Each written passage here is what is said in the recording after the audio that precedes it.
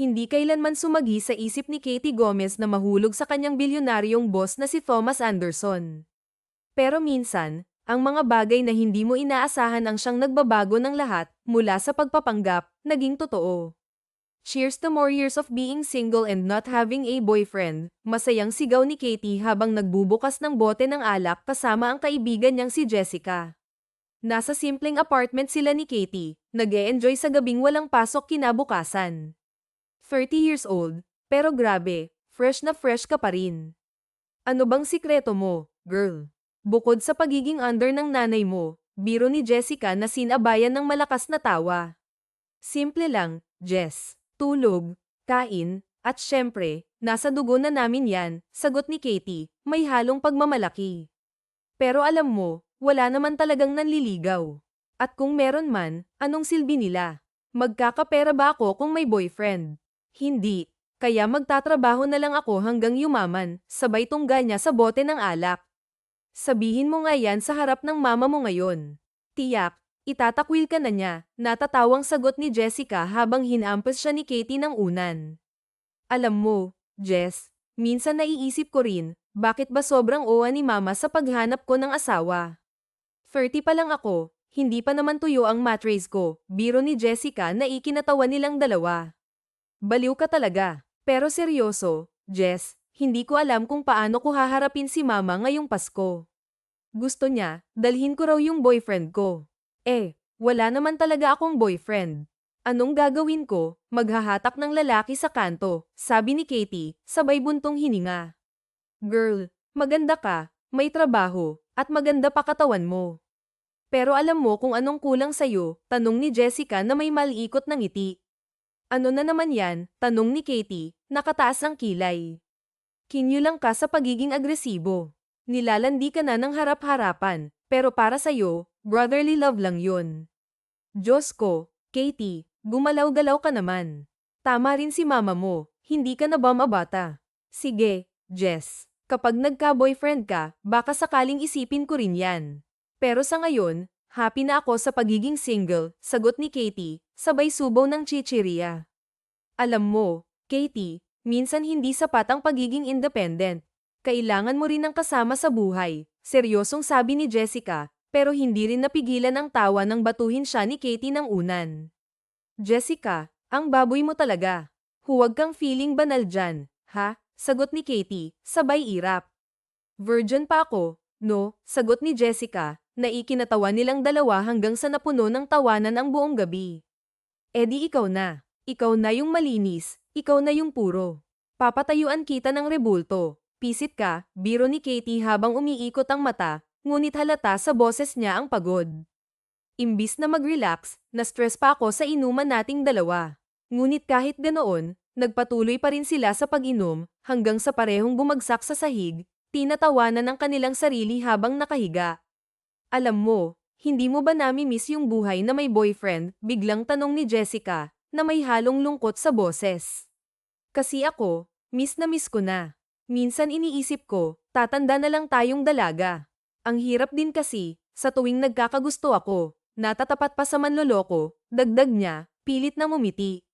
Wala akong nami-miss kasi wala naman akong experience, sagot ni Katie, casual ngunit may bahid ng katotohanan. Ay, oo nga pala, sagot ni Jessica, sabay tapik sa braso ng kaibigan. Pero hindi ka ba napapaisip minsan? What if may lalaking palaging nandyan para sa'yo, pinapatawa ka, pinapasaya ka? Kaya ko namang gawin lahat yun sa sarili ko, tugon ni Katie, diretso ngunit may halong pagtatanggol. Oo, kaya mo. Pero alam mo, minsan, hindi sapat ang mag-isa. Hindi mo kailangang gawing definisyon ang relasyon para maging masaya, pero hindi mo rin kailangang isara ang puso mo sa posibilidad.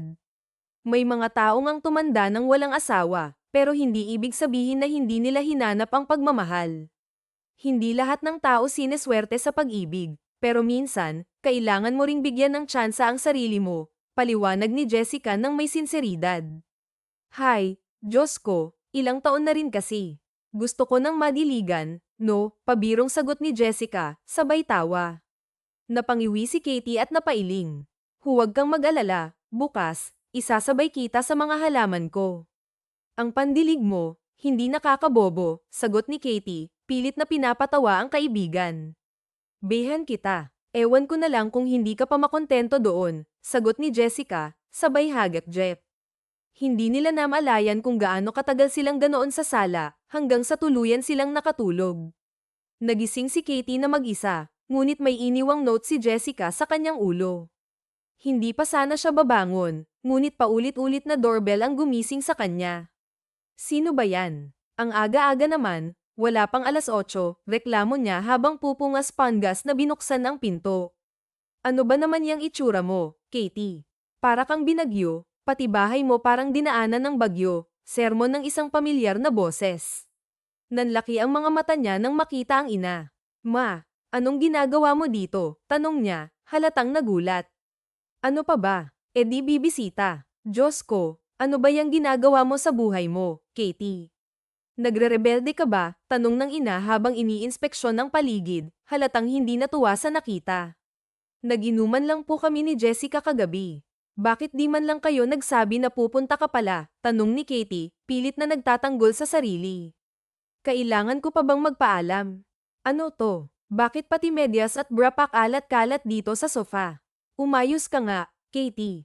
Paano na lang kung kasabay kong dumating yung pamangkin ng kumare ko na si Tita Elizabeth mo? Ano na lang ang iisipin nila? Sermon ng ina na tila walang katapusan. Kaagad na sumimangot si Katie at nagtaas ng kilay. Ano na naman yan, ma? Huwag niyo pong pakialaman yung gamit ko. Lilinisin ko naman yan mamaya, promise. Ngunit hindi siya pinakinggan ng kanyang ina. Mag-ayos ka na at maglinis. Dadating yung anak ni Tita Elizabeth mo. Diyos ko, Katie, kay ganda-ganda mo pero parang wala kang pakialam sa sarili mo. Napabuntong hininga si Katie habang nakahiga pa rin sa sofa. Ano ba, ma? Sino ba yang anak ni Tita Elizabeth na yan? Yung nagtatrabaho bilang engineer sa ibang bansa. Magpaganda ka naman, anak, para matipuhan ka niya. Hindi ka na ba mabata? Katie, ayoko namang tumanda kang mag-isa.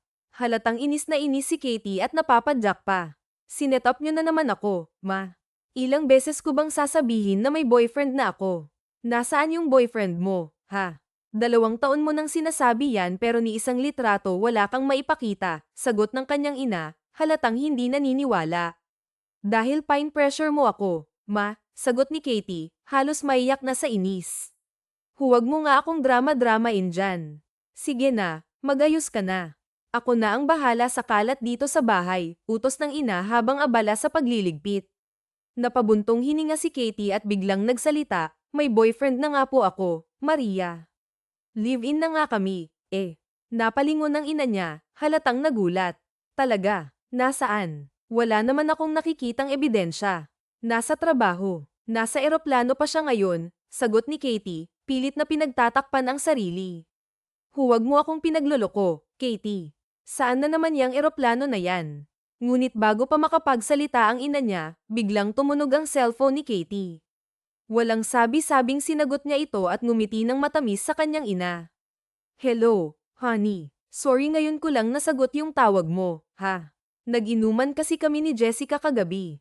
I love you, honey.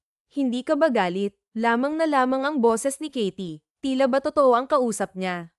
Boyfriend mo yan. Papuntahin mo dito, dali, sabik na utos ng kanyang ina. Mama, huwag kang ang maingay, bulong ni Katie, sabay takip sa cellphone. Honey, pasensya na ha. Ang ingay ni mama, gusto ka raw niyang makita, future son-in-law daw niya. Ano, hindi ka makakauwi ngayong araw? Sige, malulungkot ako, honey. Pero yayakapin ko na lang yung mga damit mo para hindi kita mamiss. Mahal na mahal kita, honey. Ingat ka dyan sa eroplano. Mabilis na binaba ni Katie ang cellphone bago pa ito maaga ng kanyang ina. Nanatiling nakatitig ang ina niya, halatang nagtataka. Katie, ano ba talaga ang nangyayari? Sigurado ka bang hindi mo lang ako niloloko? Ngumiti si Katie at tumalikod. Ma, magtiwala ka na lang. Basta, ako na bahala sa buhay ko, okay? Aray naman, mama, bakit kailangan lagi mong mambatok? May boyfriend naman pala ako, bakit hindi mo ako hinahayaan magpaliwanag? Hindi mo naman kasi sinasabi agad. Ngayon, gusto kong i-cancel mo na ang pagpunta ng anak ni Tita Elizabeth.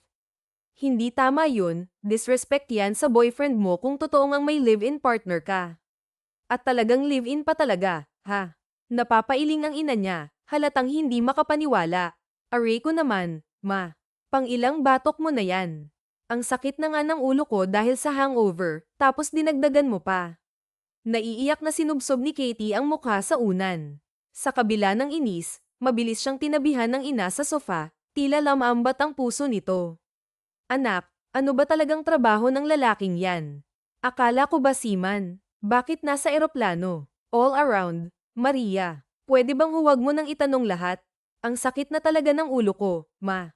Umayos ka kasi. Alam mo naman na ang gusto ko lang ay masigurong hindi ka magagaya sa akin, natatandang mag-isa dahil mas piniling hindi umibig nung mawala ang papa mo.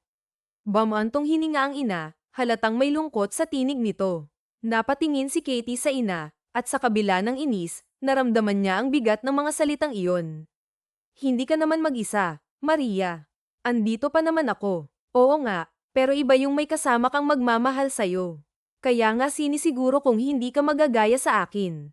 Kaya ikaw, ayusin mo yung sarili mo, ha? Kung may boyfriend ka na, itrato mo ng maayos. Huwag mo nang pakakawalan. Kunyari naiiyak na tumingin ang ina sa kanya, ngunit may halong ngiti sa labi nito. Opo, ma. Sagot ni Katie, pilit na pinipigil ang ngiti habang nakahiga pa rin sa sofa. Tahimik na naglinis ang ina sa sala, ngunit ilang sandali lang, may narinig silang doorbell. Ma, akala ko ba tinext mo na hindi na sila pupunta? Tanong ni Katie, hindi pa rin bumabangon mula sa pagkakahiga. Oo nga, wala ka bang inaasahang bisita? Depende kung may iba pa tayong kamag-anak na gustong kumpirmahin na may boyfriend na ako. Tamad na tumihaya si Katie sa sofa, hindi alintana ang hitsura niya. Ako na ang magbubukas. Baka mamaya hindi naman pala na-receive nitong si Elisa ang mensahe ko. Dinig ni Katie ang pagbukas ng pinto. Maya-maya pa, narinig niya ang isang pamilyar na boses. I'm here for Katie po, ma'am. Narinig ko po sa tawag na gusto niyo po akong makita. Where is she? Saad ng pamilyar na boses ng lalaki. Aba, ikaw ba yung nobyo ng anak ko? Akala ko ba nasa eroplano ka pa? Tanong ng ina, halatang naguguluhan. Ah, kalalapag lang din po ng eroplano. Galing po kami ng Palawan, business meeting lang. Ano ang sabi ni Katie? Seaman ka, tapos ngayon naman businessman, tanong ng ina, tila sinusuri ang bawat salita ng lalaki. Where is she po? Tanong ulit ng lalaki, tila nag-aalala. Mabilis na napabalikwas si Katie nang ituro siya ng ina papasok sa sala. Halos lumuwa ang mga mata niya nang makita kung sino ang nasa pintuan. Sir Thomas. Hi, honey. Isang mapaglarong ngiti ang gumuhit sa labi nito, tila may bahid ng kasiyahan at kumpiyansa. Hello, sir. Akala ko ba boyfriend? Bakit nandito ka? Halata sa boses ni Katie ang gulat at pag-aalangan. Siguro mas mabuting magpalit ka na muna ng damit bago tayo mag-usap. I could see your nipples peeking through your cloth. May halong biro ang tono ni Thomas, ngunit sapat ito para magdulot ng matinding hiya kay Katie. Oh my God, Mama. Pigil ni Katie, mabilis na tumakbo papasok sa kwarto upang magbihis. Habang nagmamadali si Katie, nahihiyang lumapit ang ina niya kay Thomas. Sana tanggap mo pa rin yung anak ko kahit ganyan siya, ha? Nahihiya ngunit may halong pag-asang saad ng ginang. It's okay. Tanggap ko po yung daughter niyo, magalang na sagot ni Thomas, na may kasamang ngiti na tila nagpapahiwatig ng sinseridad. Mabilis ang naging pag-aayos ni Katie. Wala pang 5 minuto ay kaharap na niya ulit ang kanyang boss, na ngayon ay tila mas kampante sa presensya ng pamilya niya. Hindi mo man lang bahahalikan yung nobyo mo, Katie. Kung ano-ano pang sinasabi mo kanina na trabaho niya, isa naman pala siyang CEO ng malaking kumpanya. Iiling-iling na puna ng ina, halatang natutuwa ngunit may halong biro. Alang-inang lumapit si Katie sa lalaki. Nahihibang ka na ba? What's the problem, honey? Tanong ni Thomas, ngunit imbes na sagutin, napapikit sa inis si Katie. Lord, wala naman po akong ginawang masama bukod sa pang-baby ni Jack sa mga katrabaho kagabi. Ano ba? Bakit kailangan yung boss ko pa yung tumawag sa akin kanina? Tanong niya, halatang naguguluhan pa rin. Bakit, Katie? Are you okay? Kanina ka tulala ka sa mukha ko. May hangover ka pa rin ba? Tanong ni Thomas, tila nag-aalala. Wala, hindi lang ako makapaniwala na nandito ka. Nag-breakfast ka na ba? Halos manginig ang boses ni Katie habang nagtatanong. Maiwan ko na muna kayong dalawa dito sa sala, ha? Mukhang hindi pa sanay si Katie na makita ko siyang may nobyo, eh. Sa kusina lang muna ako, Toby, ha? Gagawan ko kayo ng umagan. Halos kumislap ang mga mata ng ginang habang umaalis.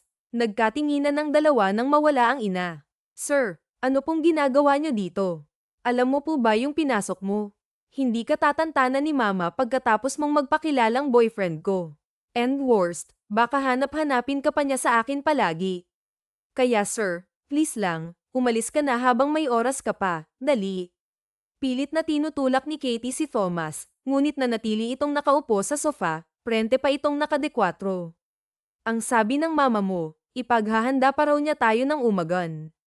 Hindi ba muna natin hihintayin? Tanong ni Thomas na tila nag-e-enjoy sa sitwasyon. Napasa yung nagawa ko sa'yo, sir. Nasira ko na naman ba yung printer? Nawala ko na naman ba yung favorite mong ballpen? Babayaran ko na lang, sir. Iligtas mo lang yung sarili mo sa mama ko. Halos magmakaawa na si Katie habang sinusubukan pa ring itulak ang lalaki. Ngumiti si Thomas, may halong kumpiyansa at kasiyahan sa kanyang mukha. Don't worry. Ilang taon na rin akong babad sa pagtatrabaho. Don't you think it's my time to have fun? Have fun. Have fun ka dyan. Halos mapataas ang kilay ni Katie habang sinasabi ito. Sir, sa ginagawa mo, kasalan agad ang pag-uusapan niyo ni Mama. Then better, bulong nito, halos hindi marinig ni Katie. Calm down, will you? Be thankful dahil tinutulungan pa nga kita. Pareho lang tayong nagbi-benefit dito. Sagot ni Katie, pilit na pinapakalma ang sarili. Ngumiti si Thomas ng bahagya, tila may iniisip. You're a businessman, sir. Alam ko na po yung mga ganitong kalakaran. Sa ngayon, wala pa akong nakikitang kapalit. But for now, let's just have some fun. Mukha namang gustong-gusto ako ng mama mo, eh. Napapailing si Katie. Malamang bulag na lang ang magsasabing hindi ka gusto, no? Ano yun? Tanong ni Thomas, bahagyang nagtataka. Wala, mabilis na sagot ni Katie, pilit na iniiwas ang tingin. Wala ka po bang trabaho, sir? Baka nakakaabala na kami, ha? Huwag kang mag-alala, ngumiti si Thomas, tila kampanteng-kampante. Kasi ako na yung bahala kay mama. Maiintindihan niya yun. No work during weekends, right? Nagulat si Katie nang bigla siyang tabihan ni Thomas sa sofa. Umakbay pa ito sa kanya habang nakangisi ng malapad. Now, I have something else to do during weekends, sabi nito, may bahid ng biro sa boses. So anong tingin mo sakin? Aliwan, ha? Tanong ni Katie, halatang naiinis ngunit sinusubukang magpigil. What's aliwan? Tanong ni Thomas, kunot noo. Wala, mabilis na sagot ni Katie. Umusag ka nga doon, sir. Diyos ko, parang dati lang inis ka sakin kapag nagkakamali ako ng mga papers na binibigay sa'yo. Tapos ngayon, ngumingiti ka sakin ng ganyan. Diyos ko, sige lang. Hindi ako marupok. Natulala si Katie nang biglang tumawa si Thomas ng malakas. Parte yun ng trabaho, Katie. I know, pero hindi kaya, sir. Kung ako sa'yo, ilalayo ko yung braso mo sa katawan ko bago pa mabawasan yung braso mo. Ngumiti si Thomas, tila natutuwa sa reaksyon ni Katie. Fine, dito na lang ako sa gilid. Kahit na hindi maniniwala yung mama mo na mag-partner tayo, whatever. Namamangha si Thomas habang tinitingnan si Katie. Hindi ko alam na ganyan pala yung ugali mo, Miss Katie. Well, wala po tayo sa office ngayon, Sir Thomas. Sa bahay na to, girlfriend mo ako, right? Sagot ni Katie, may halong biro sa boses. Call me Thomas then, sagot ni Thomas, seryoso ang tono. Okay, Toby. Sagot ni Katie, nanunukso. Nagkasalubong ang kilay ni Thomas. I said Thomas. Toby, madiing ulit ni Katie. Daman na ni Katie ang inis nito kaya tawang-tawa siyang tumayo. Titignan ko muna kung okay na yung breakfast natin, Toby. Honey, wait ka lang muna dito ha. Okay, behave. Iiling-iling si Thomas habang pinagmamasdan ang dalaga. Hindi niya moari kung tama ba ang pinasok niyang sitwasyon. Sa buong umagan, hindi sila tinigilan ng ginang sa mga tanong. Halos hindi makasingit si Katie para pauwiin ang binata. Nang sumapit ang hapon, Tila wala pa ring balak umuwi ang kanyang ina. Alam mo ba, noong bata pa si Katie, palagi niyang inaaway yung mga kalaro niya, lalo na yung mga lalaki, bungad ng ginang habang nakangiti. Isang araw nga, pagkagaling sa school, dumating ang service niya kasama yung magulang ng isa niyang kamag-aral. Aba, nagulat ako dahil may black eye yung bata. Napayuko na lamang si Katie, hindi malaman kung saan ibabelang ang tingin lalo na nang makita niyang aliw na aliw si Thomas na nakatingin sa kanya. Sinapak niya po yung lalaki, dagdag ng ginang na halatang natutuwa pa sa kwento. Oo, Toby, patuloy ng ginang, biruin mo, halos 3 taon ang tanda ng bata sa kanya. Ilang beses kong ang dinala si Katie sa simbahan para magtino eh. Sa tingin ko, naputol naman yung sungay niya. Mama naman, reklamo ni Katie, halos sumabog sa hiya. Sa lahat talaga ng pwede mong ikwento, yan pa talaga. Baka mamaya bigla akong mag-ghost nitong si Toby honey. Paimpol niyang sinaman ng tingin ang lalaki na halatang natatawa pa rin. Wala naman akong balak na iwanan ka, hon, sagot ni Thomas, may halong biro ngunit seryoso rin ang tono. Grabe, nakakakilig talaga kayo, bulalas ng ginang, tila kinikilig din. Kailan niyo ba balak magpakasal? Halos mabilaukan sa laway si Katie sa narinig. Paimpol namang umakbay si Thomas sa kanya, tila nagpapakita ng kumpiyansa. 2 years pa lang po kasi kami ni Katie. I think makakahintay naman po yung kasal, sagot niya, maingat ngunit may kasiguraduhan. Ganon ba? Tanong ng ginang, bahagyang nag-isip. Paala na kasi si Katie sa kalendaryo eh. Ilang taon ka na ba, Toby? I'm 32 years old po, ma'am, sagot ni Thomas, magalang. Ano ka ba? Mama na lang yung itawag mo sa akin, sagot ng ginang, tila hindi mapigilan ang saya. Tutal parang son-in-law na rin naman kita eh. Di ba live-in naman kayo ni Katie? Kung tutuusin, kasal na lang yung kulang. Hindi nyo pa ba napag-uusapan yung kasal? Sa puntong ito, si Thomas naman ang tila nabulunan. Live-in. Bakit? Hindi ba? Tanong ng ginang, nagtataka. Ang sabi ni Katie ay nagsasama kayo sa iisang bahay. I mean, yes po, live-in kami ni Katie, sagot ni Thomas, pilit na pinapanatili ang kalmado. Nagulat lang po ako kasi hindi ko alam na sinabi po ni Katie sa inyo yun. Ano ka ba? Ayos lang no, sagot ng ginang, tila walang pakialam sa sitwasyon. Pero okay lang ba sa inyong dito na muna ako sa apartment matulog ngayong gabi? Alam kong walang guest room, pero sanay naman akong sa sala. May extra foam naman yung anak ko kaya doon na ako. Dito ka matutulog, malakas na tanong ni Katie, halatang nagulat. Oo, ayaw mo ba, Katie, ha? Balik ng ginang, nagtataka. Napasapaw si Katie sa noo, tila nawawala ng lakas. Doon ka na lang sa kwarto, katabi ko, Maria. I think okay lang naman kay Thomas na sa hotel na muna ngayong gabi, right, honey? Mabilis na tumango si Thomas, pilit na pinipigil ang tawa. Wala pong problema, sagot niya, magalang at may halong biro. Hindi na, dito na ako sa sala matutulog. Kayo na sa kwarto dahil sa inyo naman talaga yun, mariing sabi ng mama ni Katie, ngunit may lamang pa rin sa tono nito. Mama naman, huwag na kayong magpumilit, sagot ni Katie, halatang nag-aalala. Katie, huwag nang matigas ang ulo, sagot ng ginang, na may halong ngiti. Basta, tapos na ang usapan. Dito ako sa sala matutulog at kayo doon sa kwarto. Alam mo namang sanay akong matulog sa sahig, lalo na sa ganitong sitwasyon, di ba?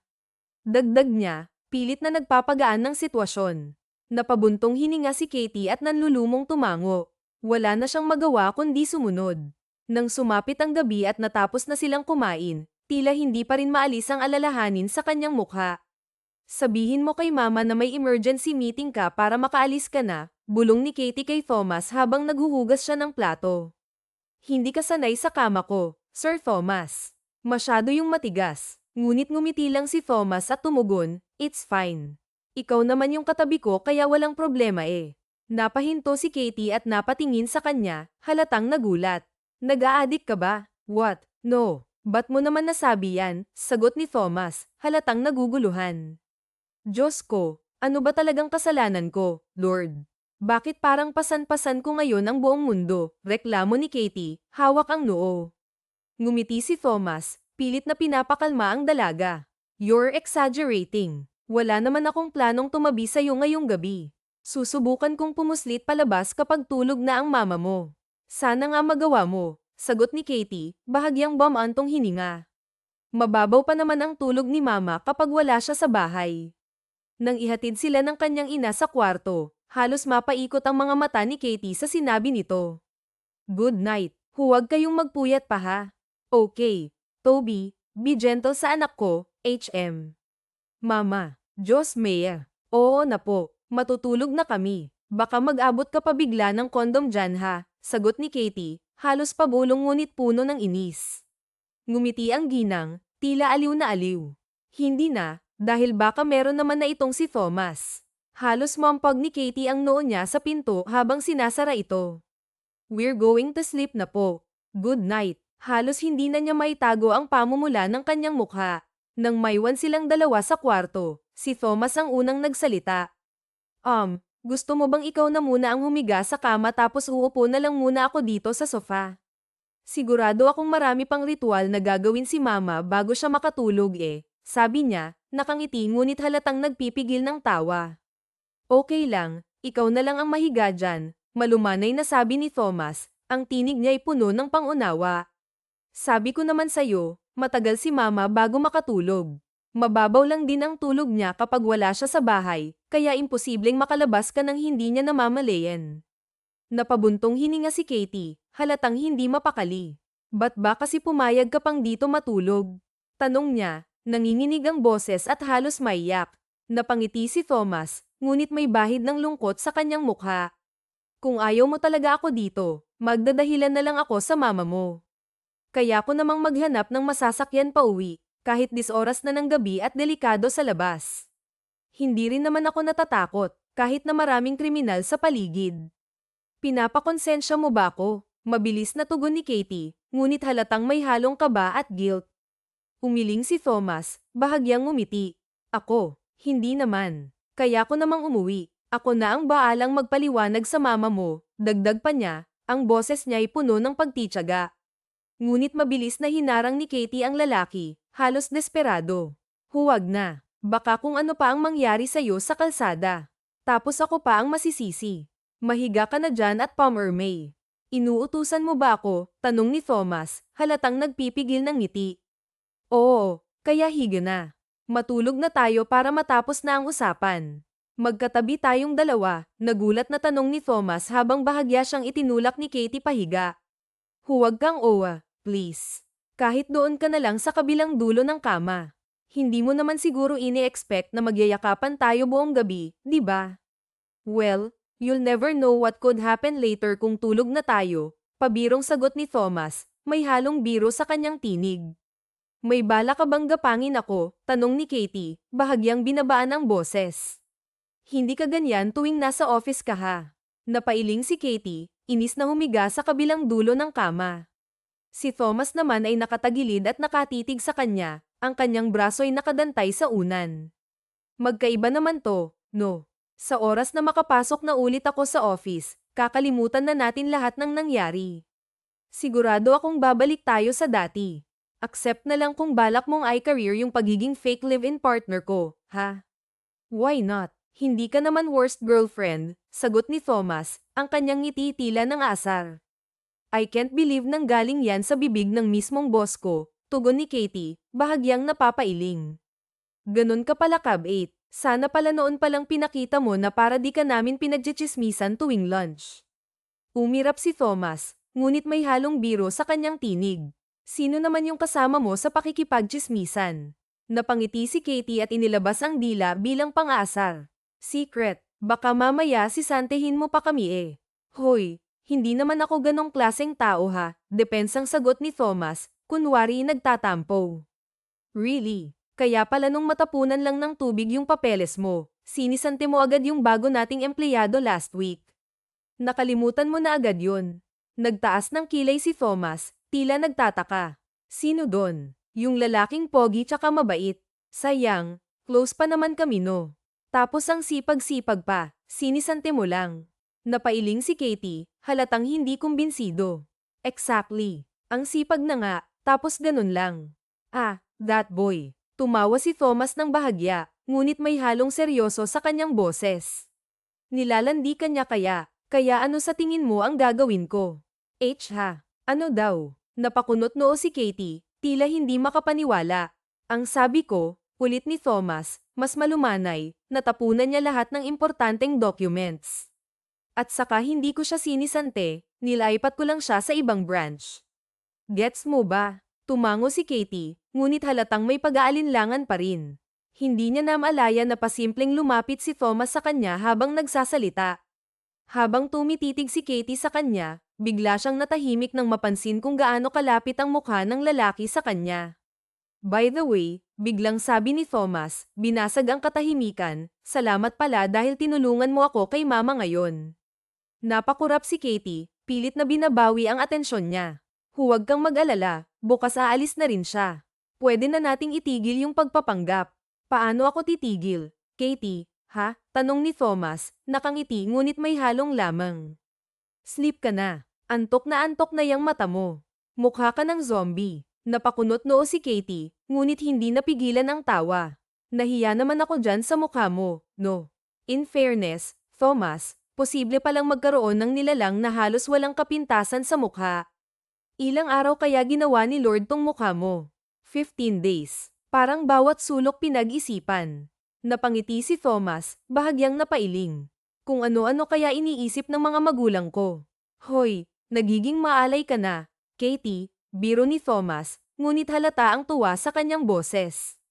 Mukha kang talong, biglang sabi ni Katie, halatang wala nang maisip na sagot. Why? Favorite mo ba yung talong? Tanong ni Thomas, nakangiti ng nakakaloko. Oo, lalo na yung mahabang-mahaba, sagot ni Katie, sabay tawa. Ngunit bago pa siya makapagpatuloy, ngumisi si Thomas, halatang may naisip. Do you want mine? Tanong ni Thomas, halatang nangasar. Hoy, bastos ka ha. Ikaw talaga, Sir Thomas, bad yun, sagot ni Katie, ngunit hindi maitago ang ngiti. Worth it, sagot ni Thomas, sabay kindat. By the way, may eggplant plantation ako sa Bulacan, right? Ah, yun ba yung tinutukoy mo? Sagot ni Katie, halatang nakuha na ang biro. Sorry na, akala ko kasi yung talong na pumipintig-pintig eh. Pinitik ni Thomas ang noo niya, sabay tawa. Silly, matulog ka na nga, ang bata-bata mo pa, ang dami mo nang nalalaman.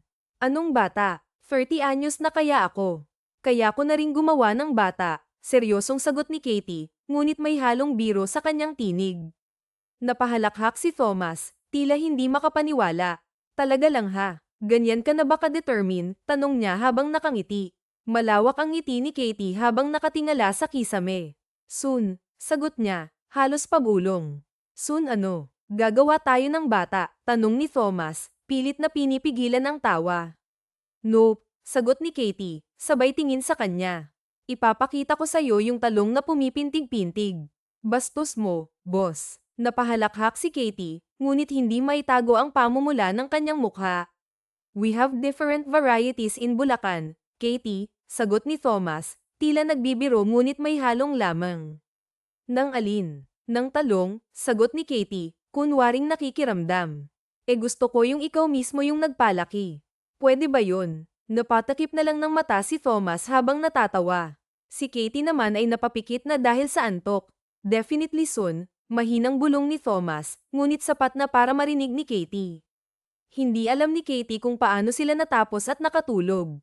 Si Thomas, ngunit mas lalong hindi niya alam kung paano sila nauwi sa pagyayakapan magdamag. Nang magising siya, nakalingki na ang katawan ni Thomas sa kanya. Parang bata talaga. Kunwari pang uuwi kagabi, gusto rin pala akong makayakap. Para-paraan ka rin, boss. Biro ni Katie, ngunit may halong lamang. Nakangiti si Thomas. Ang ganda ng panaginip ko kagabi. Totoong may mayaman at gwapong boyfriend daw ako. Ang taray pa nga dahil ikaw daw yun. Hay, masyado lang imposible kasi boss kita at secretary mo lang ako, sagot ni Katie, pilit na iniiwasan ang tingin ni Thomas. Pasimpleng umalis si Katie sa pagkakayakap ng lalaki. Nang magising ito, agad din itong umalis dahil may trabaho pa. Inaasahan ni Katie na babalik na ang lahat sa dati oras na nasa opisina na sila. Ngunit hindi yun nangyari. Sir, Na-cancel po yung scheduled meeting mo with Mr. Falcon due to emergency. Bale wala ka pa pong scheduled activities until 5 p.m., halos pilit ang ngiting saad ni Katie kay Thomas na nakaharap sa laptop nito. Good. Pwede na tayong lumabas for a late lunch date niyan, walang tinginan nitong sabi. Hinihintay mo talagang may mag-cancel para matuluyan, no? Tanong ni Katie, kunwaring nagtatampo. I mean, we can't do that, sir, seryosong sagot ni Katie. Why? We can cuddle pero bawal yung date. Akala ko ba live-in partner tayo? Tanong ni Thomas, may halong biro ngunit may kasamang lamang. Nagkasalubong ang kilay ni Katie. Wala po tayo sa apartment ko ngayon, so please stop reminding me, sagot niya, pilit na binabawi ang sarili. Di pupunta ako sa apartment mo mamaya, nagbabanta ang tinig ni Thomas. Yan, call me Thomas. Nung isang linggo ka pa sir, hindi ka ba nananawa? Tanong ni Thomas, nagpipilit. Malamang. Boss kita sagot ni Katie, sabay halos masampal ang sarili dahil sa kanyang sagot. I don't care. Gusto mo bang umorder na lang tayo ng kakainin natin o sa labas na tayo? Hindi na nakapalagpas si Katie nang hatakin siya nito paupo sa sofa. Kailan ka pa naging ganito ka-bold, sir? Stop complaining. Bahala na, dito na lang tayo sa office mo. Mamaya kung ano pa yung isipin ng mga makakita. Don't mind them. Live-in partner kita, remember. Frustrated na napahilamos siya sa mukha. Sir, gumaganti ka ba dahil sa sacrifice mong matulog sa apartment ko ha? Kasi kung oo, Diyos mio, it's working. Tumawa ito. Hindi ko alam kung bakit iniisip mong pagganti ko to, Katie. Ano bang gusto mong isipin ko? Na gusto mong panindigan yung pagiging live-in partner ko hanggang dito sa kumpanya. Exactly. Hindi makapaniwalang tumingin ang dalaga. Nag-a-addict ka ba, sir? Hey, fix your question ha. Baka mamaya may makarinig sa'yo. Nagtatanong na naman ako dahil para kang, hi, Inet ka ba, sir? Boss kita at secretary mo ako. Kung nilalaro mo lang ako, please lang, tama na dahil marupok yung puso ko. Humalakhak ito. Napalunok si Katie nang ay lapit ni Thomas ang mukha sa kanya. You're still in denying phase, Katie. But sok, isipin mo na lang na ginagawa ko to kapalit ng favor na ginawa ko sa'yo. Kung talagang hindi ka pa handa. Nag-a-addict ka nga Parang baliw ka na sa akin. Nagmistulang musika ang pagtawa ni Thomas. Right, baliw na talaga, Katie. Pilit na hindi pinansin ni Katie ang paaring nito. Nang dumating ang order nilang pagkain, ay pinagsilbihan pa siya ng lalaki. Bakit sobrang eager ng mama mo na magka-boyfriend ka?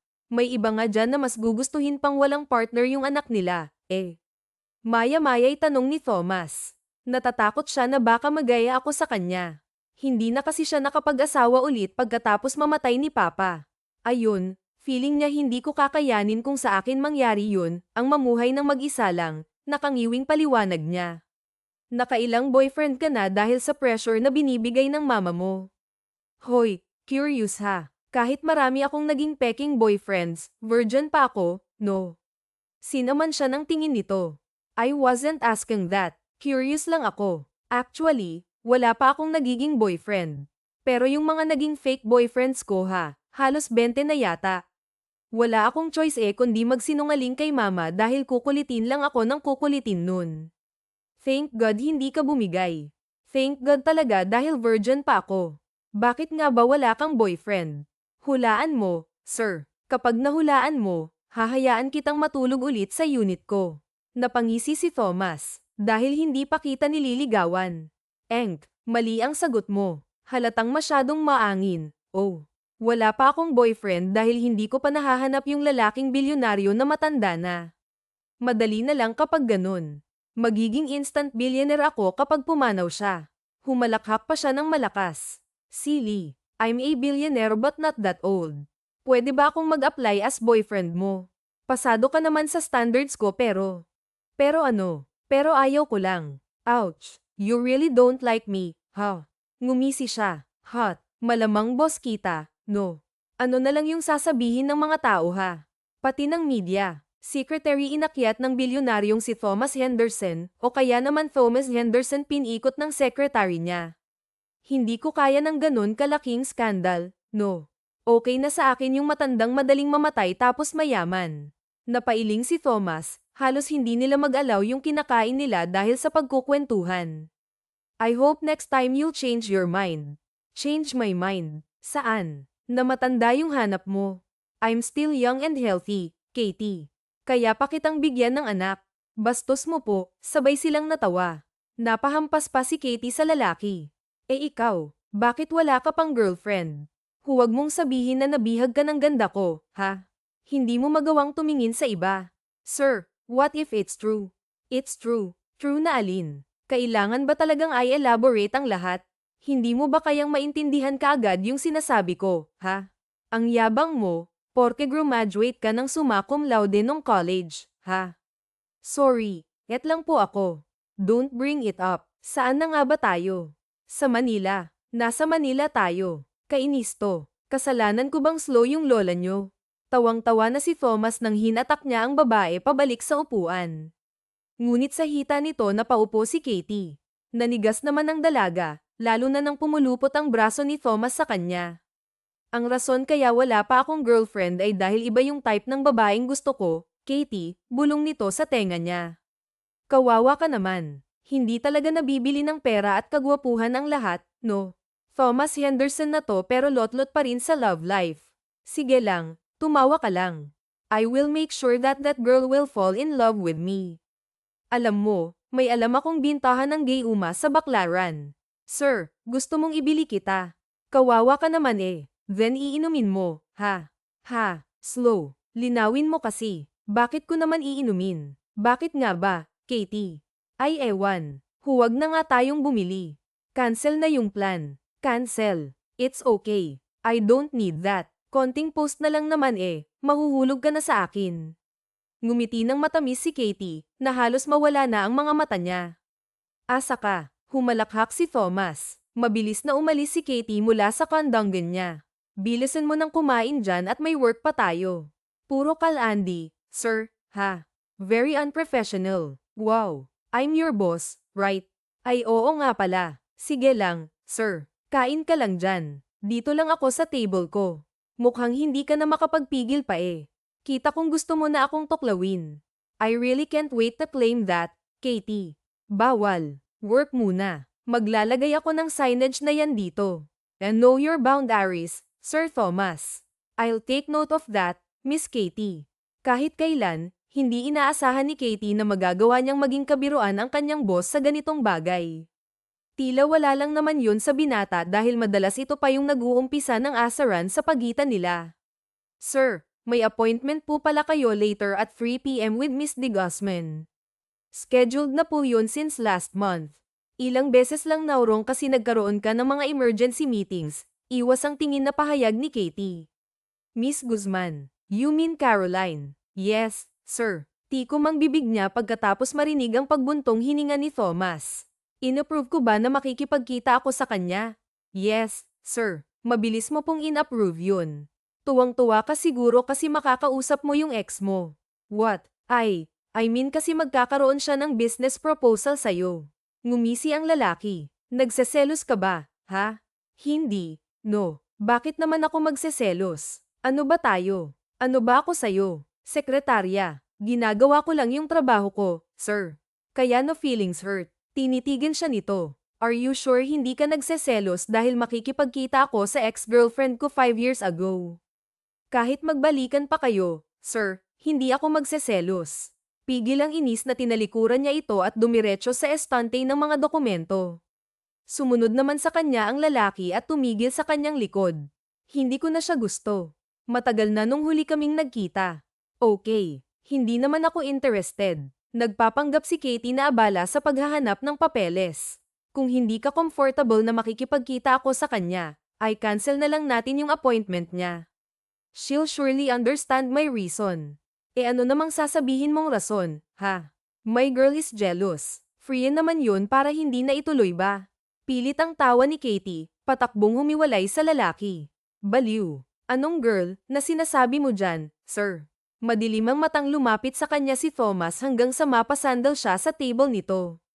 Hindi mo na kailangang magselos dahil hindi naman ako ganong klaseng lalaki. Hindi nga ako nagseselos, eh. Bakit ba ang kulit mo, sir? Really? Hindi ka nga makatingin sa akin ng maayos, oh. Napasinghap si Katie nang haplasan nito ang pisngi niya. Kasi ang lapit mo. May iba pa bang dahilan? Sir, hindi ka dapat nag-iisip ng ganong bagay. Katie, I don't want you to get jealous over my past girlfriends. Lasing ka ba, sir? Ngumiti lang ito. Kanina ka pa wala sa mood simula nang pumasok ka sa office. Si Caroline ba yung dahilan? Napakunot naman ang kilay ng dalaga. Ewan ko sa'yo. Kanina mo pa pinagpipilitan na nagseselos ako kahit hindi naman. Ano bang pakialam ko sa inyong dalawa, ha? Kahit sa hotel pa kayo mag-meeting, wala akong pakialam. Kahit na feeling ko gusto ko pa rin niya. I don't care. Magkasipon sana kayo. Hindi napigilan ni Katie ang mapahiyaw nang bigla siyang buhatin nito paupo sa ibabaw ng mesa. Sir, I hate it sa tuwing nagseselos ka. Pero mas lalong ayaw ko sa tuwing nagiging denial ka, Katie. Ano ba, sir? Ibaba mo nga ako. Cancel my meeting with Caroline. Do it, Katie. Okay, gagawin ko na, basta ibaba mo lang ako. Napalunok ang dalaga nang ay lapit nito ang mukha sa kanya. Ay cancel mo lahat ng meetings na sa palagay mo hindi ka magiging comfortable. Ayokong gumawa ng bagay na sisira sa kung anong meron tayo ngayon. Opo, halos manghina siya nang ngumiti ito. Good. So, we go back to work. Ugok ba to? Pagkatapos akong buhatin sa lamesa at ay patong, sa tingin niya magagawa ko pang bumalik sa trabaho. At ang lakas pa ng loob pumwesto sa gitna ko, ha? May kalandian din pala sa katawan ng lalaking to. Pilit siyang ngumiti. Sige po, sir. Babalik na po ako sa trabaho. Are you sure you want ta? Parang ayaw mo na akong pakawalan, eh. Kanina ka pa nakahawak ng mahigpit sa balikat ko, sorry. Ibaba mo na lang ako, please. What if ayaw ko? Sisipain ko yung landzones nyo, sir. Napahalakhak lang ito bago siya binaba. Sabay na tayong mag-lunch mamaya. Ako na yung bahala sa food. May magagawa pa ba ako? Pabantong hiningang aniya. Ilang oras ang lumipas, nasa harap na ulit siya ni Thomas.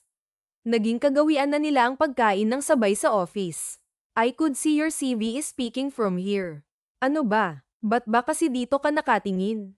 Namumula ang saad nito sabay ayos ng blouse na suot. Kasalanan ko bang sumisilip? Hindi. Pero kailangan dito ka nakatingin, ha? Kumain ka na nga lang, sir. Huwag mo na akong titigan. Hindi naman kita tinititigan, eh. Che, kumain ka na lang dyan. I don't like chicken wings, eh. Bakit? Ito yung in-order mo.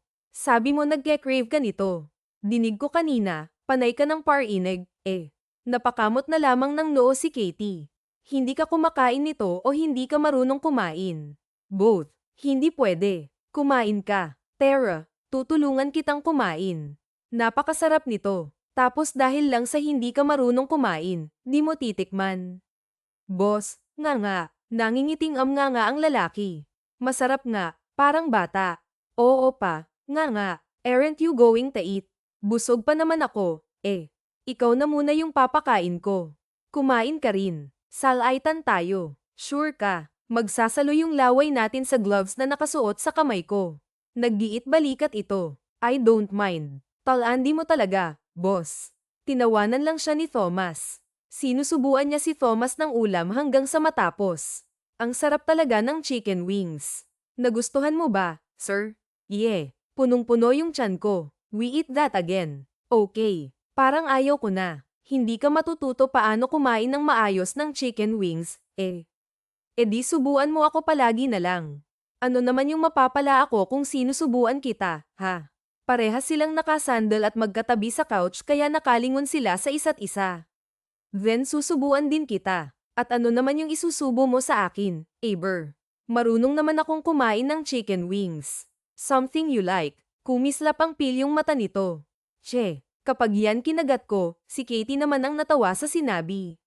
Tumayo na siya upang bumalik sana sa trabaho ngunit pareho silang nagulat nang bumukas ang pinto at pumasok ang ina ni Katie. Mabilis pa sa hangin na nahila siya ni Thomas paupo sa hita nito. Oh, sorry. Hindi ko alam na nagkakasino. Katatapos lang po naming kumain ni Katie. Have you eaten po, Malaki ang ngiting tanong ni Thomas. Tapos na rin ako. Sakto, may dala akong chocolate cookies. Tara, kainin nyo. Sure akong magugustuhan mo, Toby. Sir Thomas, bitaw. Halos nagngit-ngit na ang ipin niya sa inis. May sinasabi ka, honey. Ano ka ba, Katie? Huwag ka nang mahiya. Pagbigyan mo na yan. Si Toby, mukhang pagod na pagod sa trabaho. Masarap ba sa pakiramdam ang pag-aalaga ng anak ko, Toby? Malaki ang ngiti ng lalaki. Yes, tita. Palagi ko nga pong hinahanap-hanap, Ay sus, nakakakilig talaga kayong dalawa. Oh, tikman mo. Masarap ba? Hindi masyadong matamis dahil hindi naman mahilig sa matamis ang anak ko. Delicious, tita. Sana po lagi kayong may dalang ganito. Napairap si Katie nang tila kinikilig na tumawa yung ina. Sige, sa susunod ibang flavor naman, ha? Magaling po pala kayong mag-bake. Naturuan niyo po ba si Katie na gumawa ng ganito? Bake. Hindi ko yan binake. Nabili ko lang doon sa bake shop na malapit sa amin. Natawa si Katie ngunit kaagad ding May nang higpitan ni Thomas ang pagkakayakap. Oh, really? Masarap po talaga. Sa susunod na bumisita kami ni Katie sa inyo, dadaanan po namin ang bake shop na tinutukoy nyo. Asa ka? Sinong nagsabi na dadalhin kita sa Bulacan, ha? May sinasabi ka ba, Katie? Wala. Masarap ba, honey? Patikim nga. Mukhang mauubos mo na, Para sa akin kaya yan. Hayaan mo na si Toby, Katie. Sarap na sarap yung boyfriend mo, oh. Mag-aral ka ng mag-bake para sa susunod ikaw naman yung gagawa ng favorite niyang dessert. Gusto mo ba yun, Toby? Kung gusto po ni Katie, then it's fine. Hindi naman po tamang pilitin natin si Katie na gawin yung bagay na hindi siya comfortable. Nakagat ni Katie ang labi sa sagot ni Thomas. Kinikilig naman ang ginang sa sinabi ng lalaki. Hay, ang swerte talaga ng anak ko sa'yo, Toby. Sana pagtiisan mo ugali niyan, ha? Nakakainis yan minsan pero may kabaitan pa rin naman. Ramdam ni Katie ang paghaplos ni Thomas sa ibabang bahagi ng kanyang likod. Tanggap ko naman po yung lahat ng tungkol kay Katie. Hindi nagtagal, umalis ang ina ni Katie. Gagawin ko na, basta ibaba mo lang ako. Napalunok ang dalaga nang ay lapit nito ang mukha sa kanya. Ay cancel mo lahat ng meetings na sa palagay mo hindi ka magiging comfortable. Ayokong gumawa ng bagay na sisira sa kung anong meron tayo ngayon. Opo, halos manghina siya nang ngumiti ito. Good. So, we go back to work. Ugok ba to? Pagkatapos akong buhatin sa lamesa at ay patong, sa tingin niya magagawa ko pang bumalik sa trabaho. At ang lakas pa ng loob pumwesto sa gitna ko, ha? May kalandian din pala sa katawan ng lalaking to. Pilit siyang ngumiti. Sige po, sir. Babalik na po ako sa trabaho. Are you sure you want ta? Parang ayaw mo na akong pakawalan, Kanina ka pa nakahawak ng mahigpit sa balikat ko, sorry. Ibaba mo na lang ako, please. What if ayaw ko? Sisipain ko yung landzones nyo, sir. Napahalakhak lang ito bago siya binaba. Sabay na tayong mag-lunch mamaya. Ako na yung bahala sa food. May magagawa pa ba ako? Pabaantong hiningang aniya. Ilang oras ang lumipas, nasa harap na ulit siya ni Thomas. Naging kagawian na nila ang pagkain ng sabay sa office. I could see your CV is speaking from here. Ano ba? Ba't ba kasi dito ka nakatingin? Namumula ang saad nito sabay ayos ng blouse na suot. Kasalanan ko bang sumisilip? Hindi. Pero kailangan dito ka nakatingin, ha? Kumain ka na nga lang, sir. Huwag mo na akong titigan. Hindi naman kita tinititigan, Che, kumain ka na lang dyan. I don't like chicken wings, Bakit? Ito yung in-order mo. Sabi mo nagke-crave ka nito. Dinig ko kanina, panay ka ng parinig, Napakamot na lamang ng noo si Katie. Hindi ka kumakain nito o hindi ka marunong kumain? Both. Hindi pwede. Kumain ka. Tara, tutulungan kitang kumain. Napakasarap nito. Tapos dahil lang sa hindi ka marunong kumain, di mo titikman. Boss, nga, nangingiting nga ang lalaki. Masarap nga, parang bata.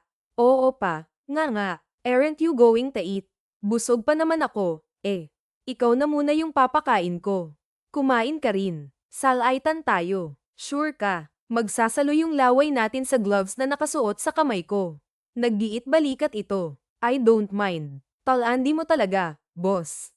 Tinawanan lang siya ni Thomas. Sinusubuan niya si Thomas ng ulam hanggang sa matapos. Ang sarap talaga ng chicken wings. Nagustuhan mo ba, sir? Yeah. Punong-puno yung tiyan ko. We eat that again. Okay. Parang ayaw ko na. Hindi ka matututo paano kumain ng maayos ng chicken wings, eh. E di subuan mo ako palagi na lang. Ano naman yung mapapala ako kung sinusubuan kita, ha? Parehas silang nakasandal at magkatabi sa couch kaya nakalingon sila sa isa't isa. Then susubuan din kita. At ano naman yung isusubo mo sa akin, Aber? Marunong naman akong kumain ng chicken wings. Something you like. Kumislap ang pilyong mata nito. Che, kapag yan kinagat ko, si Katie naman ang natawa sa sinabi. Tumayo na siya upang bumalik sana sa trabaho ngunit pareho silang nagulat nang bumukas ang pinto at pumasok ang ina ni Katie. Mabilis pa sa hangin na nahila siya ni Thomas paupo sa hita nito. Oh, sorry. Hindi ko alam na nagkakasino. Katatapos lang po naming kumain ni Katie. Have you eaten po? Malaki ang ngiting tanong ni Thomas.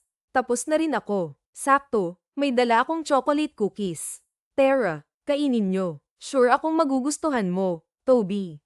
Sir Thomas, bitaw. Halos nagngit-ngit na ang ipin niya sa inis. May sinasabi ka, honey. Ano ka ba, Katie? Huwag ka nang mahiya. Pagbigyan mo na yan. Si Toby, mukhang pagod na pagod sa trabaho. Masarap ba sa pakiramdam ang pag-aalaga ng anak ko, Toby? Malaki ang ngiti ng lalaki. Yes, tita. Palagi ko nga pong hinahanap-hanap, Ay sus, nakakakilig talaga kayong dalawa. Oh, tikman mo. Masarap ba? Hindi masyadong matamis dahil hindi naman mahilig sa matamis ang anak ko.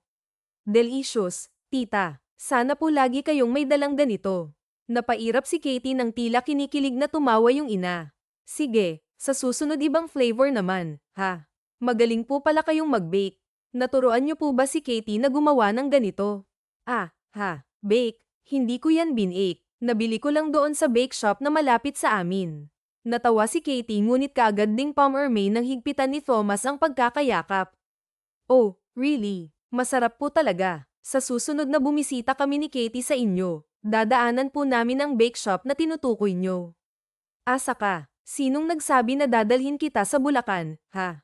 May sinasabi ka ba, Katie?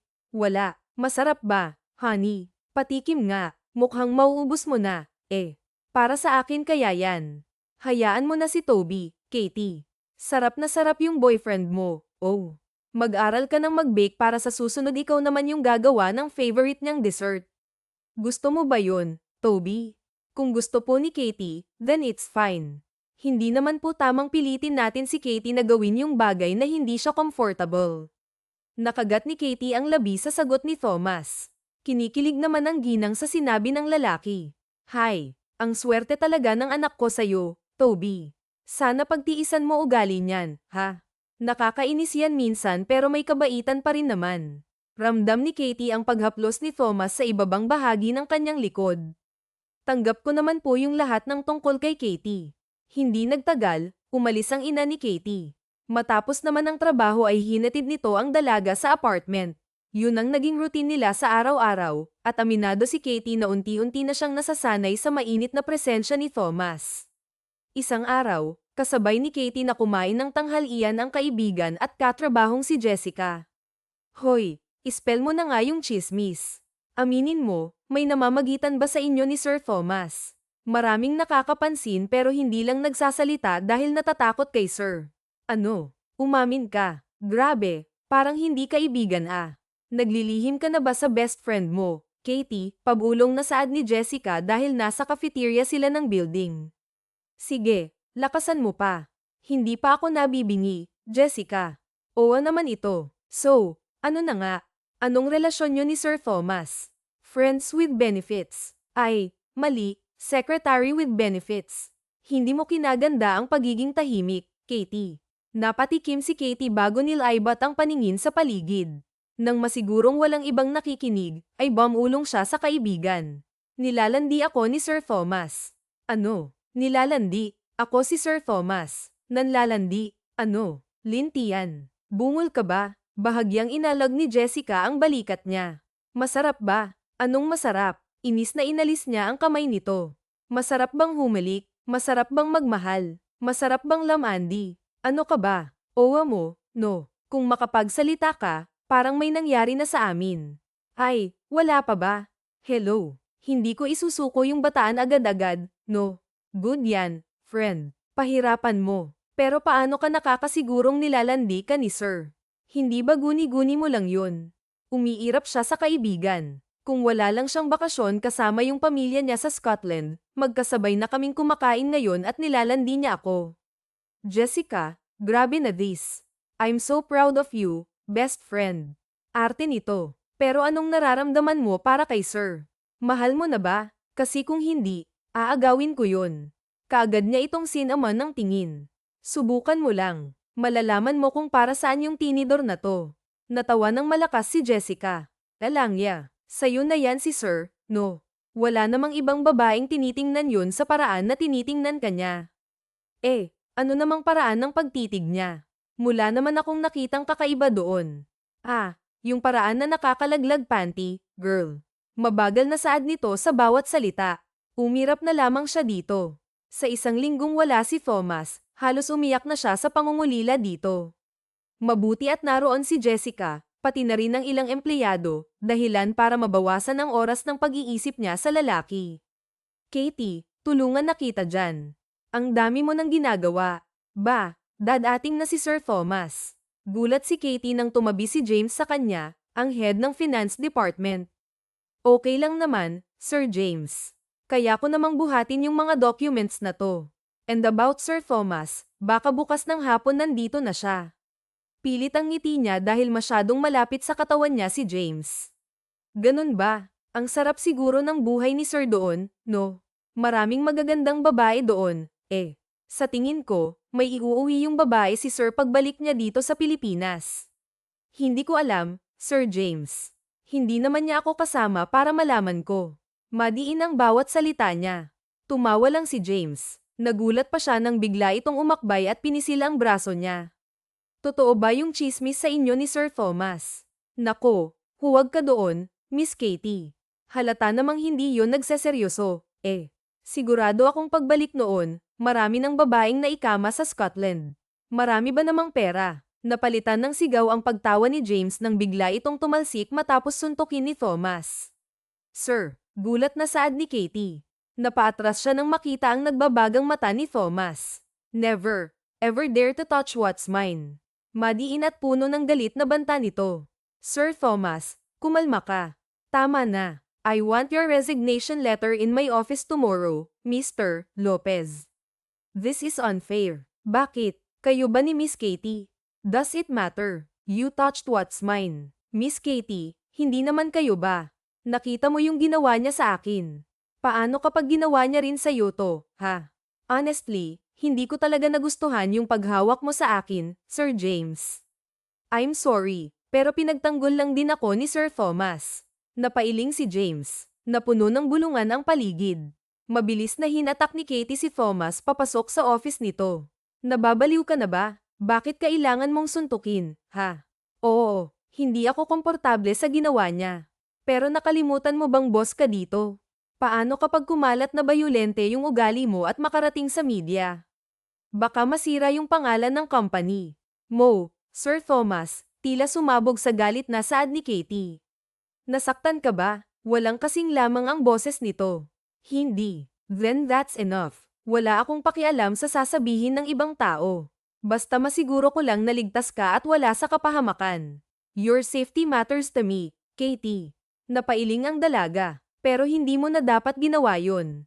Hindi naman kita boyfriend, Sir Thomas. Gumalaw ang panga ni Thomas sa inis. Wala akong pakialam kung anong posisyon ko sa buhay mo, Katie. Gagawin ko ang lahat para maprotektahan ka lang, kahit pa naisugal ko pa yung pangalan ko dito sa kumpanya. Umawang ang labi ni Katie, ngunit bago pa siya makapagsalita, ay lumabas na ng opisina ang lalaki. Dahil wala sa wisyo, maaga rin siyang umalis ng opisina. Pero wala pa rin siya sa sarili nang pumasok kinabukasan. Girl, ganap na ganap ang pagiging bida mo kahapon. Ha, saan yan? Sobrang bad trip ni Sir Thomas nung bumalik siya, tapos hindi ka na nakita sa office niya. Lagot ka, baka mamaya masisante ka na. Bungad sa kanya ni Jack pagkapasok sa elevator. Huwag na ayon, Jessica. Ay, taray talaga nitong best friend ko. Biruin mo, lumipad si Sir Thomas mula Scotland hanggang Pilipinas para lang makita ka kagad. Ba, ngayon pa yung dating noon. Sure ako na miss ka niya. Tapos yung sa inyo pa ni James yung tumambad sa kanya pagdating. Kawawa naman yung Sir Thomas natin. Lalong nawala sa mood si Katie dahil sa mga sinabi ni Jessica. Nang pumasok siya sa office ni Thomas, ay wala doon ang binata, ngunit nakabukas ang laptop nito at naroon ang mga gamit ng lalaki. Bakit parang kasalanan ko pa na naging bayolente siya kahapon? Nagalit lang naman ako dahil sa ginawa niya. Bakit parang ako pa yung masama ngayon? Inis siyang umupo sa office chair ng binata. Na-miss ko pa naman siya ng sobra dahil halos isang linggo rin kaming hindi nagkita. Papansinin niya kaya ako ngayon. Nakasimangot niyang sinulyapan ang laptop. Aksidenteng napindot niya ito, dahilan para bumukas. How to say sorry to your girlfriend, bulong niya matapos mabasa yon sa recent search ng lalaki. Nanlaki pa ang mga mata niya nang mabasa ang iba pa, how to apologize without directly asking for it, how to kiss someone you don't own, how to control yourself when you're jealous. Halos maiyak si Katie sa kakatawa. May kung anong kumikiliti sa dibdib niya at naglilikot ang tila mga bulate sa kanyang tiyan. Ano pa ba? Ang dami naman ito. What to do when I'm aroused? Ha, ba't iba naman yun? Is-search niya ito pa, how to make your secretary fall in love with you. Is it possible? Anong ginagawa mo sa laptop ko? Ay, puwet ng kalabaw. Napasigaw si Katie. Mabilis siyang napatayo at tumakbo palayo sa laptop. I am asking you. Anong ginagawa mo sa laptop ko? Ah, ano? Sumusulyap lang. Sumusulyap ng halos 10 minutes. Ha, hindi 3 minutes lang yun. Madilim ang matang sinilip ni Thomas ang laptop. Forget what you saw. Isipin mo na lang, panaginip lang lahat yun. Namula ang lalaki kaya pigil na ulit ang tawa ni Katie. Bakit ka nagse-search ng ganun, Sir Thomas? Ikaw best friend pala kayo ni Google. Stop teasing, Katie. Galit ka sa akin, remember? Ha, galit ba ako? Wala akong naalalang galit ako. Ang natatandaan ko, pinagsabihan lang kita. Tapos ikaw pa yung may pa-walkout-walkout. Never mind, bumalik na tayo sa trabaho. Hoy, galit ka pa rin ba? Ikaw na nga yung nanapak. Bakit ikaw pa yung nagagalit? Ilong kaya ni James yung tumabingi. Pero sa bagay, medyo deserve naman niya yun sa dami ba namang sinabi na masama tungkol sa'yo. Like what? Salubong ang kilay ni Thomas. Secret, sasabihin ko lang kapag bati na tayo ulit. Bahala ka. Napanguso si Katie nang hindi na siya pinapansin. Sanggit, siguro totoo lahat yung sinabi ni James kaya ganyan ka. Pagbalik niya sa trabaho, wala silang pansanan kahit na matapos ang oras. Tila lantang gulay tuloy na umuwi sa apartment si Katie. Malay ko ba kung anong nangyari sa Scotland habang nagbabakasyon siya doon. Hindi rin naman niya direktang sinabi na mahal niya ako. So wala talaga siyang commitment sa akin. Wala sa sariling pagkausap ni Katie sa hangin habang nasa sala. Malaman ko lang talagang may nilalandi siyang ibang babae habang nilalandi niya ako, paduduguin ko talaga yung ilong niya. Ilang sandali ay narinig niyang may nag-doorbell. Gulat siyang tumambad si Thomas sa labas ng kanyang apartment. Hello, honey. Tila lasing pa ito at hindi makatingin ng maayos sa kanya. Anong ginagawa mo dito? Gabi na masyado. Nag-drive ka ba papunta dito habang lasing ka? No, of course not. Magagalit ka kapag ginawa ko yun. Tara na nga, pumasok ka na muna. Anong nangyari sa'yo? Ba't ka naglalasing? Bakit ka pa nagtatanong? It's all because of you, Katie. Shit, ang bigat mo. Huwag mong ilagay lahat ng bigat mo sa akin dahil baka mapipi ako. Amoy alak ka talaga. Ang baho. Natawa ang lalaki. At ikaw, ang bango mo naman. Walang nagawa si Katie nang sabay silang bumagsak sa kama. Isiniksik ni Thomas ang mukha sa leeg niya. Mo, Sir Thomas, tila sumabog sa galit na saad ni Katie. Nasaktan ka ba? Walang kasing lamang ang boses nito. Hindi. Then that's enough. Wala akong pakialam sa sasabihin ng ibang tao.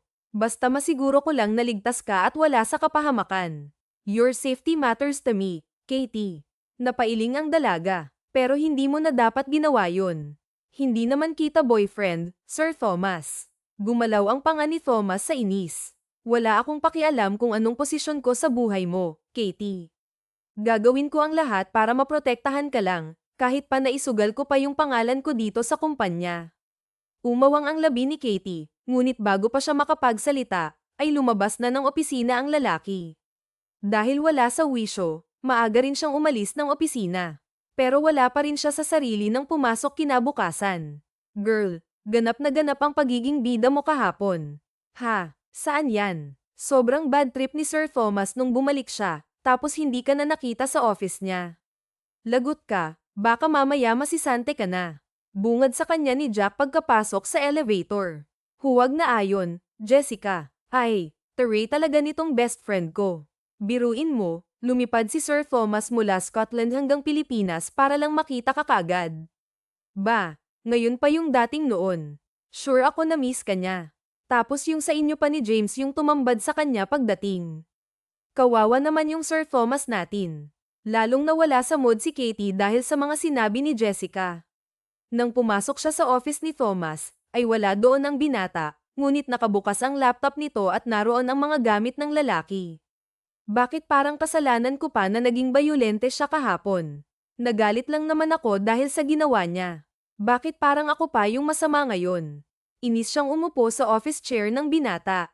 Namiss ko pa naman siya ng sobra dahil halos isang linggo rin kaming hindi nagkita. Papansinin niya kaya ako ngayon. Nakasimangot niyang sinulyapan ang laptop. Aksidenteng napandat niya ito, dahilan para bumukas. How to say sorry to your girlfriend, bulong niya matapos mabasa yon sa recent search ng lalaki. Nanlaki pa ang mga mata niya nang mabasa ang iba pa, how to apologize without directly asking for it, how to kiss someone you don't own, how to control yourself when you're jealous. Halos maiyak si Katie sa kakatawa. May kung anong kumikiliti sa dibdib niya at naglilikot ang tila mga bulate sa kanyang tiyan. Ano pa ba? Ang dami naman ito. What to do when I'm aroused? Ha, ba't iba naman yun? Is-search niya ito pa, how to make your secretary fall in love with you. Is it possible? Anong ginagawa mo sa laptop ko? Ay, puwet ng kalabaw.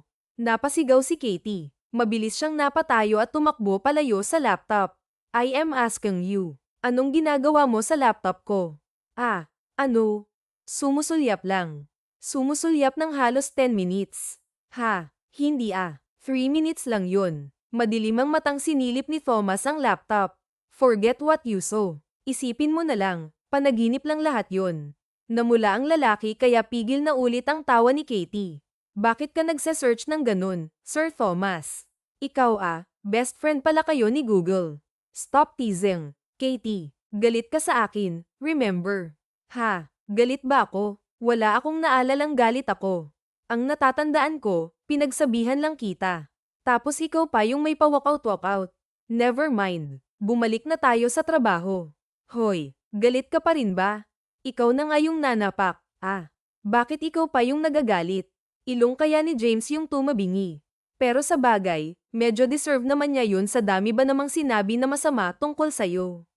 Like what? Salubong ang kilay ni Thomas. Secret, sasabihin ko lang kapag bati na tayo ulit.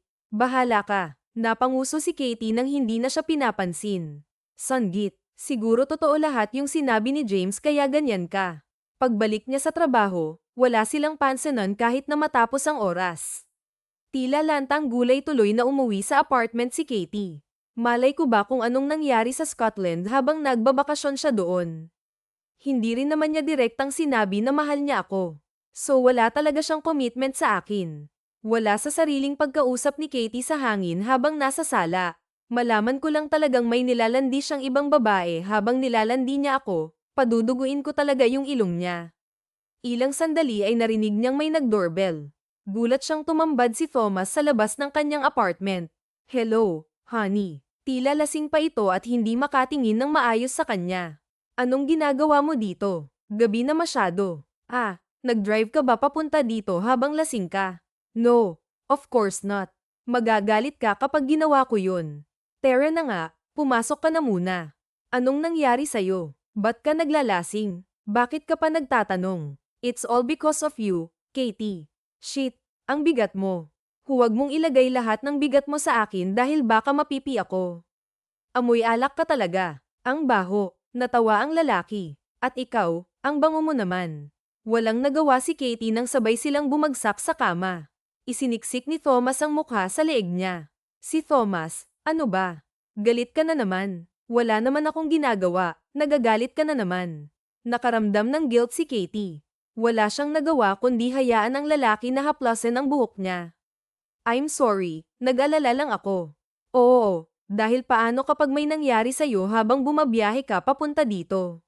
Wala namang nangyari sa akin. Kahit na, hindi na po mauulit. Pangako, napabuntong hininga ang dalaga. Wala sa sariling niyakap niya rin ang lalaki. I'm sorry din kung nasigawan kita nung isang araw. Nadala lang ako ng emosyon. Masyado akong nag-alala sa image mo at ayokong masira yon dahil lang sa akin. I will sacrifice everything I have for you. Namumungay ang mga matang tinitigan siya ng lalaki. Kung hindi mo pa nahahalata, I really like you, Katie. Hindi na nga yata like, dahil mahal na mahal kita. I'm so sorry kung naging irrational ako last time. Hindi ko lang talaga na-control yung emosyon ko nung nakita kong nakaakbay siya sa'yo.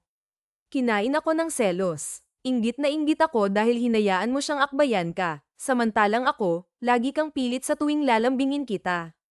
Hindi ko naman siya hinayaang gawin yun, Kung hindi ka dumating, tatanggalin ko rin kaagad yun. But still, ayoko nang makitang may lalaking naggaganon sa'yo, Katie. Bakit? Boyfriend ba kita? Soon. Pero sa ngayon, paghihirapan ko muna yung mapaibig kita. Paano ka naman nakakasigurong mahal mo nga ako, ha? Hindi ba guni-guni mo lang yan? Muling sinubsob ni Thomas ang mukha sa leeg niya at pinatakan ng halik doon. Unang araw mo pa lang sa office, hindi ko na nagawang alisin yung tingin ko sa'yo. Kahit na minsan parang ang sanggit mo, hindi ko maiwasang tumawa dahil palagi kang nag-aalala para sa akin. Hanggang sa naging normal na sa akin na magpapansin sa'yo paminsan-minsan. Pero hindi naman tumalab kasi manhid ka. Hindi lang ako feeling girl, ano? Pero isang araw, gumising na lang ako na masyado ng malalim yung nararamdaman ko para sa'yo. Naisipan kong umamin sa'yo through phone call dahil hiyang-hiya ako. Pero nagkataon naman na tinawag mo akong honey. You even said that you love me, kaya sinamantala ko na yung sitwasyon para mapalapit sa'yo. Natahimik si Katie. Masyadong mabigat ang mga sinasabi ni Thomas at hirap siyang lunukin ang lahat ng yun. Paano ako nakakasiguro kung totoo lahat ng sinasabi mo, ha? Remember, ilang araw kang nasa Scotland. Malay ko ba kung may iba kang babae na nakalandian doon? Yun ba yung sinabi ni Mr. Lopez sa'yo? Bakit napasok na naman siya sa usapan natin?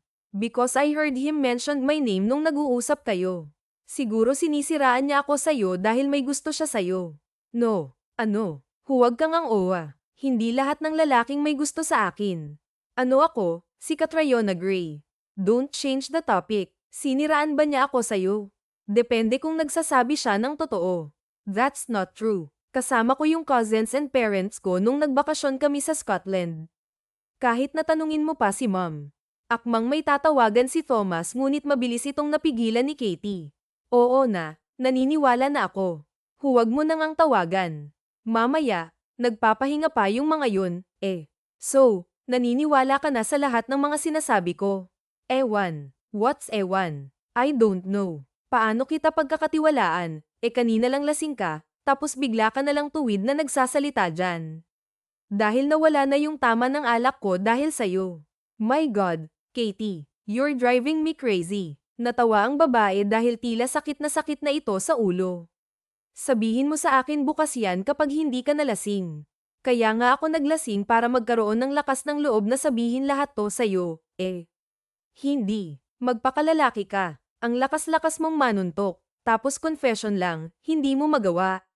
Ipakita mo kung sino ka, Toby. Sinaman lang siya ng tingin ng lalaki.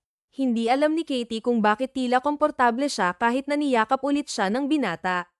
Can I sleep here tonight? Promise, wala akong gagawing masama. Matutulog lang ako. I miss you so much, Katie. Sure, kapag may ginawa kang masama, papatalsikin talaga kita sa apartment ko. You can own my company kapag may ginawa ako sa'yo. Wala naman akong pakialam doon. No, I really love you. Che, huwag mo nga akong bulahin.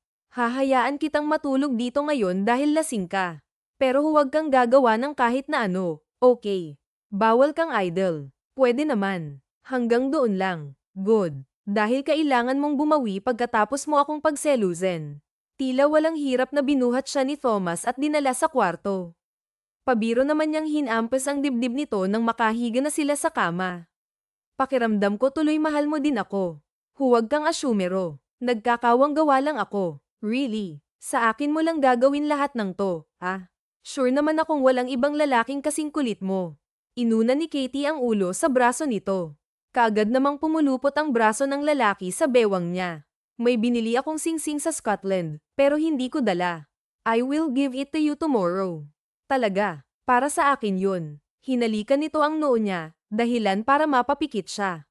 Kahit kailan, hindi ka nawala sa isip ko, Katie.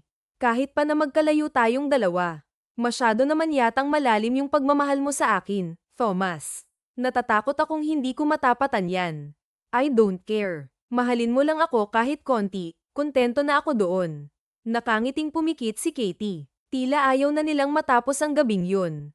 May pangamba pa rin sa puso ni Katie, ngunit tuluyan nang nawala ang lahat ng iyon nang kumpirmahin ni Thomas kinabukasan na totoo ang lahat ng inamin nito kagabi. Kasalukuyan silang nasa kusina. Abala si Katie sa pagluluto ng tanghalian nila, habang panay naman ang panggugulo ni Thomas. Tayo na ba, Katie? Hindi mo naman sinabing hindi mo ako mahal, di ba? Pumayag ka pang magyakapan tayo buong magdamag. Mahal mo na rin ako, di ba? Hindi na mabilang ni Katie kung ilang beses na naitanong ni Thomas yun ngayong araw. Alam mo, ang kulit mo. Diyan ka nga lang sa upuan. Nagugutom na ako. Nako, ang kulit mo kasi kagabi. Yan tuloy, hindi na natin naabutan ng umagan. Hinayaan ni Katie na yamakap ito mula sa likod niya. Siyempre, hindi na siya magpapakipot. I love you. Diyos ko, hinay-hinay naman sa pagsasabi niyan, Toby. Hindi pa nga ako nakaka-recover na mahal mo ako, eh. Natawa na lang ito. Tell me that you love me too. Ayoko nga. Sige na. Tell me that you love your Toby. Akala ko ba ayaw mo ng nickname na yan, ha? Gusto ko na. Ang sarap sa tenga tuwing ikaw yung nagsasabi, eh. Sus, puro ka talaga bola. Sa umpisa lang yan. I'm telling the truth. I love you nga. Don't you love me too? Sa pilitan. Hindi mo ba ako mahal? Ang kulit naman ng taong to. Mahal din kita. Okay.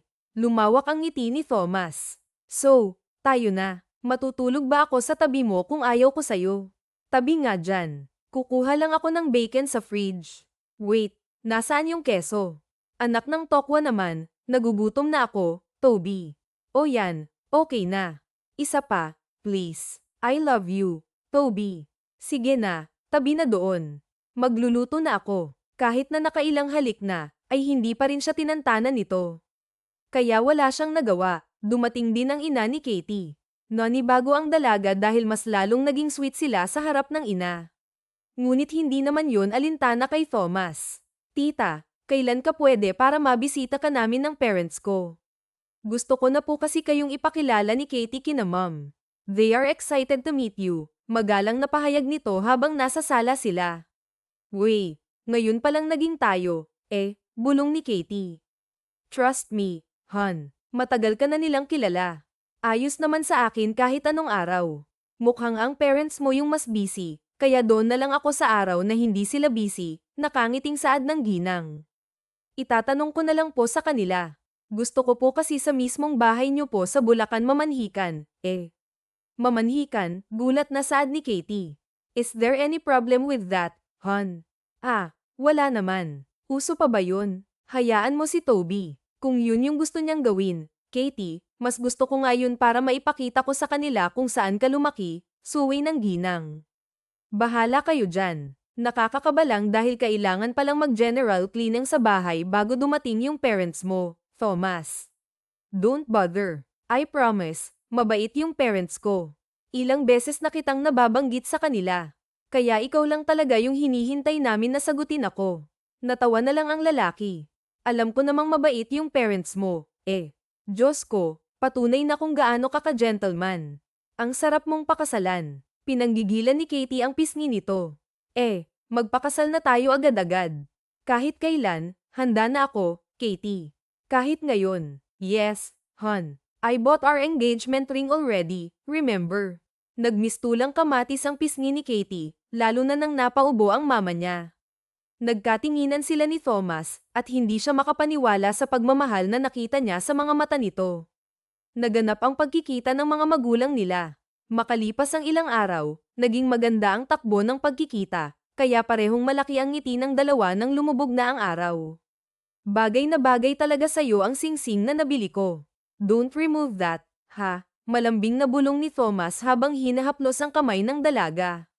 Magkano naman ang bili mo dito? Nakakatakot suot-suot yan. Baka mamaya mas mahal pa to sa buhay namin. Deserve mo namang magkaroon ng mamahaling singsing, Katie. I will make sure na bibigyan kita ng engranding kasal. Ayoko ng ganun. Kontento na ako sa simple lang, basta ikaw yung groom. My honey deserves more than that. Kukuha tayo ng pinakamagaling na wedding planner dito sa Pilipinas. Saan mo ba gustong ikasal? HM. Do you want it abroad? Umikot si Katie upang harapin ang lalaki. Alam ko, handa kang ibigay sa akin ang lahat dahil ganun kalalim yung pagmamahal mo sa akin, Thomas. Gusto ko rin na matupad kung anong gusto mong mangyari. Pero huwag mong i-base sa akin lahat ng desisyon, ha? Masaya ako sa kahit anong plano mo sa kasal. Gusto ko ring marinig lahat ng nais mong mangyari dahil kasal din natin to. Ewan ko ba, simula nang minahal kita, nasa top priority ko na palagi yung kasiyahan mo. Your happiness is my happiness too, Thomas. This is our wedding, kaya gagawin natin tong masaya para sa isa't isa. Hindi ko alam kung anong ginawa kong kabutihan sa past life ko para maging akin ka, Katie. You're too good to be true. Ay, peke ako, no. Pero sa bawat pag-aisang ko, natatakot ako na baka panaginip lang lahat to. Baka sinasabi mo lang na gusto mo akong pakasalan kasi gusto mong makatabi ako sa pagtulog. Tapos paggising mo, makikita mong totoo ako at nasa tabi mo. That's one of the reasons why I want to marry you, nangingiting hinalikan niya ito. Ako rin. Nasunod ang plano ni Thomas na kuhanin ang pinakamagaling na wedding planner sa Pilipinas. Kaya makalipas ang 7 buwan, naganap ang pinakamaganda at pinakagastusan na kasal sa Pilipinas. Naganap naman ang honeymoon ng dalawa sa ibang bansa, kung saan nila nabuo ang panganay na anak nilang lalaki na pinangalanan nilang Thus. At dito na nga nagtatapos ang kanilang kwentong pag-ibig. Kinilig po ba kayo sa kwento naming hatid sa inyo ngayong araw? Muli po, maraming salamat sa inyong walang sawang pakikinig at pagsuporta. Hanggang sa susunod, abangan pa rin po ang mga kwentong puno ng aral, pagmamahal, at inspirasyon. Siyempre, dito pa rin po yan sa inyong inaabangang Dear Siren.